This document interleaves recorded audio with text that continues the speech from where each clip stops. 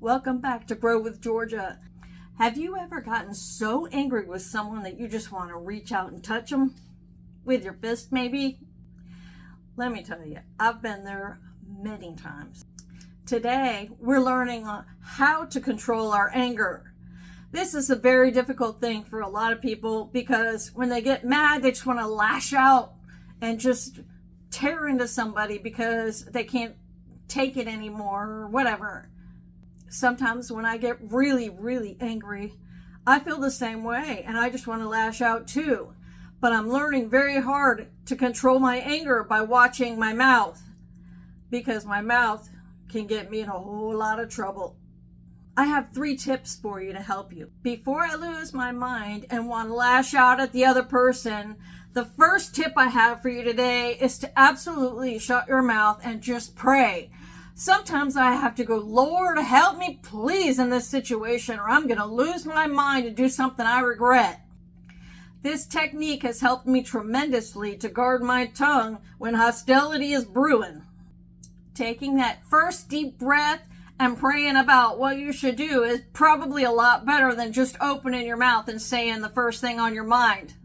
Tip number 2 would be to walk away before you say something you absolutely regret and cannot take back. Sometimes the mean things we say to other people when we're really angry will stick with them for a very, very long time.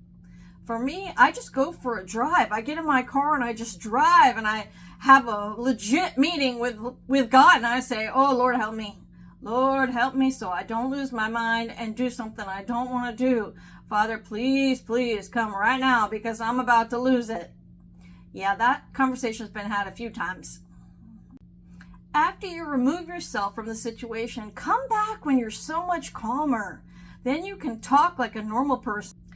My next tip is a bit controversial, and a lot of you might be like, what? This tip is to get physical.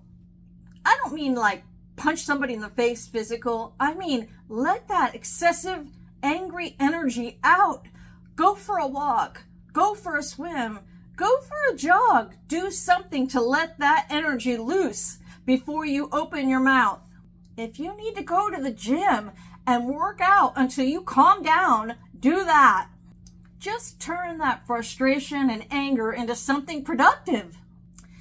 And maybe while you're there trying to calm down and not fly off the handle, take a second to list 3 things that you're thankful for. I know this isn't exactly the time and you're not really in the mood for it, but trust me on this.